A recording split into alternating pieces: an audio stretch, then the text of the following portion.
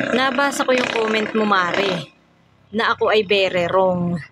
Ay binalikan ko yung aking post at pinanood ko ng halos ay 10 beses. Pinag-aralan ko kung ano ang mali doon. Aba ay ako'y natawa na laang at napagtanto ko na very wrong nga pala si Mars. At syempre, ang aking nga palang in-upload na content ay tungkol sa mga bagay na dapat ihanda kung gusto po nating maging isang content creator.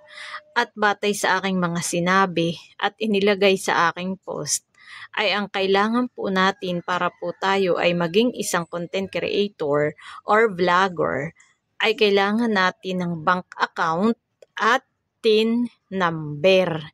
Ngayon, ay aking napagtanto at ako ay napaisip, kahit nga pala gaano kadami ang ating bank account, kahit tayo may land bank, may PNB, may card bank, may PayPal, or whatever na klase ng bangko na mayroon tayo.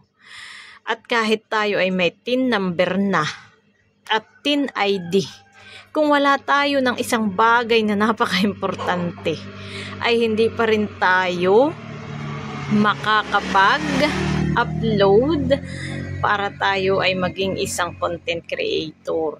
Kahit tayo ay napakarami ng naiisip na content, kahit ang mga naiisip nating content ay sigurado tayo na interesting at engaging, maraming magko-comment, maraming magla-like, maraming mag-share.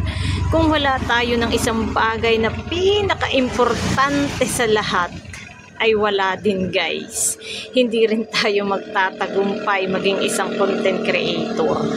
Ano po baga itong napaka-importanteng bagay na ito? At talaga namang mukhang interesante. Makakapag-upload baga tayo kung wala tayo nito? Aba ay hindi, syempre guys. Dahil ang importanteng bagay na ito pala guys ay walang iba kundi cellphone. Kung tayo po ay magbablog, unang-una po nating ire-ready ay cellphone. Ito po ay ayon kay Mari Julian BM, nasa Kazakhstan. Shout out sa iyo. Guys, paki-follow naman po kay Julian BM. Siya po ay nasa Kazakhstan. Siya po ay isa ding content creator na bago pa lamang pong nagsisimula. Siya po pala ay nakapagsimula na dati. Tumigil lang po siya. Hindi ko lang po alam kung ano yung mga tools na niya ngayon. At siya nga po yung nag-comment na ako daw po ay very wrong sa aking content. At ito naman po ay tinatanggap ko dahil talaga naman po palang ako ay very wrong. Kahit sandamakmak ang ating bank account, kung wala tayong cellphone, ay malabo pa rin po na mapagtagumpayan natin ang ating pinapangarap na maging isang content creator. Di baga po guys, tama po siya. Okay po, yun lamang po. Salamat po sa panunood.